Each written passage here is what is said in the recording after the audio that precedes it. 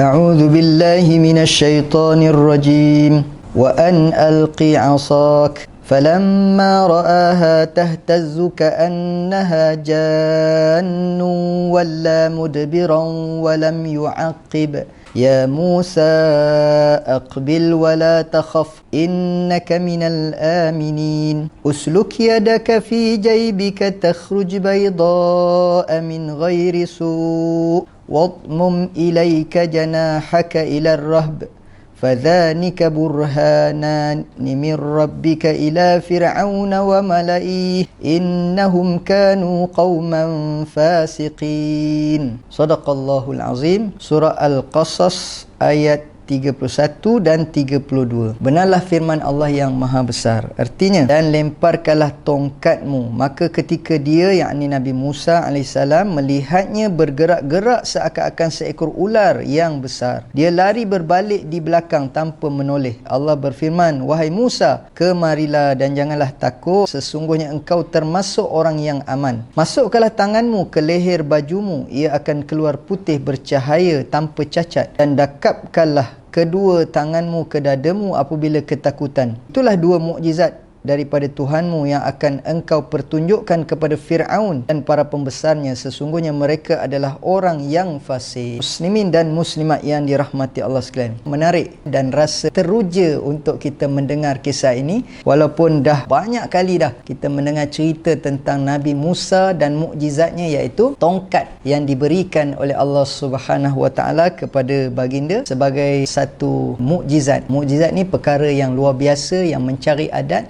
yang bertujuan untuk mengalahkan. Itu makna mukjiz itu mengalahkan, menewaskan musuh. Yang mana musuh pun mungkin ada dia punya kelebihan-kelebihan dia, tetapi Allah memberikan kepada para nabi dan rasul ini mukjizat untuk mengalahkan, menewaskan musuhnya. Dan seperti yang kita tahu, musuh kepada Nabi Musa AS iaitulah Fir'aun. Padahal Fir'aun ni bukannya orang lain, kita kata bapa angkatnya sendiri. Walaupun pada peringkat awalnya Fir'aun tak nak bela, tapi Asiyah, isteri kepada Fir'aun yang beria-ria, dia kata, alah bang, dak ni bukan tahu apa. Sedangkan pak belalang ataupun tok nujum kepada Fir'aun telah mengatakan akan lahir kanak-kanak lelaki yang akan menjatuhkan kerajaannya. Maka arahan telah dikeluarkan supaya semua anak lelaki, kalau tak silap saya berselang tahun, dibunuh. Sehingga beratus ribu kanak-kanak lelaki dibunuh pada zaman Fir'aun AS.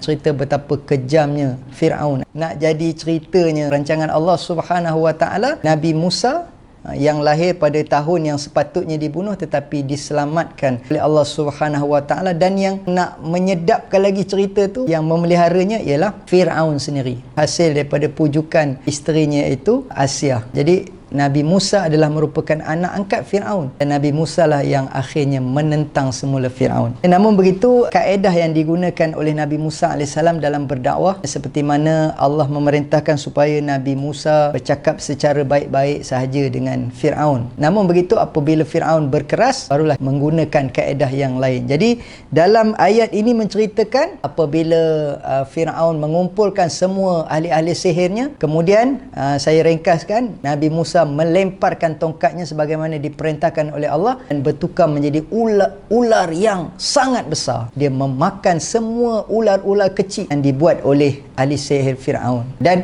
rupanya dalam ayat ini menceritakan Nabi Musa sendiri pun jadi takut bila tengok tongkatnya bergerak-gerak dan bertukar menjadi ular yang besar. Dia pun takut, dia pun menoleh ke belakang, dan Allah memerintahkan Nabi Musa supaya memasukkan tangannya ke dalam bajunya, kemudian mendakap dadanya untuk menghilangkan ketakutannya, dan daripada situ keluar cahaya. Jadi itu salah satu daripada bentuk ataupun kaedah bagaimana untuk menghilangkan rasa gementar, rasa gemuruh Nabi Musa AS. Dan itulah yang dikatakan mukjizat yang diberikan oleh Allah Subhanahu Wa Taala kepada Nabi Musa AS. Malah bukan sahaja tongkat bertukar menjadi ular, sebenarnya dalam ayat-ayat yang lain menceritakan tongkat membelah laut. Tongkat yang sama membelah laut, tongkat yang sama juga diketuk kepada batu dan terpancut mata air, dan macam-macam lagi kelebihan daripada tongkat itu yang merupakan mukjizat Nabi Musa AS. Jadi tuan-tuan, teruskan untuk kita menelusuri sirah Nabi-Nabi dan Rasul, kerana daripada situ banyak pengajaran, banyak ibrah yang boleh kita jadikan sebagai pedoman dan panduan dalam kehidupan kita. Sekian, Assalamualaikum warahmatullahi wabarakatuh.